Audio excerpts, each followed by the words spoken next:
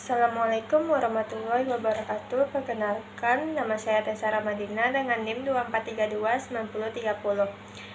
Pada slide pertama ini saya akan menjelaskan bahwa makalah dan presentasi ini membahas tentang peran ibadah dan spiritualitas dalam menjaga kesehatan mental mahasiswa. Topik ini penting karena mahasiswa sering mengalami tekanan akademik dan masalah psikologis. Kajian ini menggunakan pendekatan psikologi Islam yang melihat manusia tidak hanya dari sisi pikiran tetapi juga dari sisi spiritual. Tujuan presentasi ini adalah menunjukkan bahwa ibadah bukan hanya kewajiban agama tetapi juga berpengaruh besar terhadap ketenangan jiwa.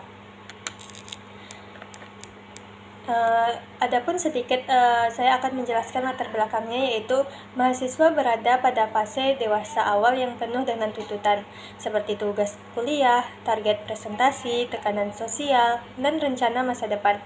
Kondisi ini sering menimbulkan stres, kecemasan, dan kelelahan mental. Dalam Islam, kesehatan mental tidak hanya dilihat dari kondisi psikologis, tetapi juga dari hubungan seseorang dengan Allah. Jika aspek spiritual diabaikan, maka ketenangan batin akan sulit tercapai. Oleh karena itu, ibadah dan spiritualitas menjadi hal yang penting untuk dibahas dalam konteks kesehatan mental mahasiswa. Baiklah, langsung saja pada materi pertama, yaitu konsep psikologi Islam. Psikologi Islam memandang manusia sebagai makhluk yang utuh, yaitu terdiri dari jasmani, akal, dan ruh. Kesehatan mental tidak hanya berarti tidak stres atau tidak cemas, tetapi juga tercapainya ketenangan jiwa. Dalam Islam dikenal konsep 3 tingkatan nafs, dan tujuan akhirnya adalah mencapai nafs mutmainnah, yaitu jiwa yang tenang. Ibadah seperti sholat dan zikir berfungsi sebagai sarana untuk mengendalikan emosi, menenangkan hati, dan memperkuat mental mahasiswa dalam menghadapi masalah hidup. Materi kedua yaitu ada psikologi barat. Psikologi barat umumnya memandang kesehatan mental dari kemampuan individu dalam mengelola stres, berpikir positif, dan berfungsi secara optimal dalam kehidupan sehari-hari. Pendekatan ini hanya banyak digunakan konseling dan terapi kognitif perilaku. Meskipun efektif, psikologi barat cenderung tidak menjadikan spiritualitas sebagai faktor utama.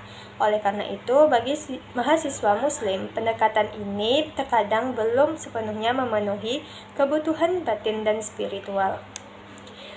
Slide selanjutnya itu ada fenomena kesehatan mental mahasiswa. Saat ini banyak mahasiswa mengalami stres akademik, kecemasan, dan kelelahan emosional. Hal ini disebabkan oleh beban tugas, tuntutan presentasi, dan tekanan sosial. Selain itu, kurangnya keseimbangan antara aktivitas akademik dan kebutuhan spiritual membuat mahasiswa merasa hampa dan kehilangan makna hidup. Fenomena ini menunjukkan bahwa masalah kesehatan mental tidak hanya bersifat psikologis, tetapi juga berkaitan dengan aspek spiritual. Selanjutnya yaitu ada peran ibadah dan spiritualitas. Ibadah seperti sholat, zikir, doa, dan membaca Al-Quran berperan penting dalam menenangkan hati dan pikiran.